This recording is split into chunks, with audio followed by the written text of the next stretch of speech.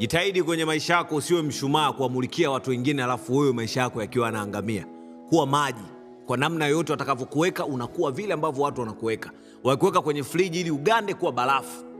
Na maanisha kwamba watu wakikuletea mambo ya kifala usiende eti wewe ukawatendea mema watu wamekufanyia ujinga na wewe eti ukasema mimi sijui utakiwi kuwa mwema kipindi cha vita. Watu wanapokuletea vita kuwa tayari wakati wowote. Watu wakuletea habari za kifala kuwa fala. Watu wakuletea habari za kijinga kuwa mjinga. Yaani wewe ishi nao vile ambavyo wanataka. Yaani usiwe ni mtu ambaye unayumbishwa na maneno au kupelekeshwa na watu.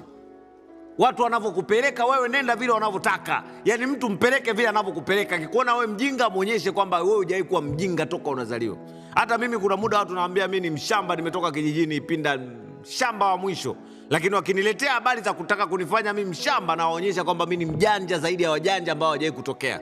Watu wengi wanaamini ya kwamba ukizaliwa mjini ndio unakuwa mjanja. No, unaweza ukazaliwa mjini na ukaja ukakalishwa na mtu ambaye ametoka kijijini na ndio mimi sasa nakukalisha na wewe ndio una cha kuniambia. Mbwa wewe.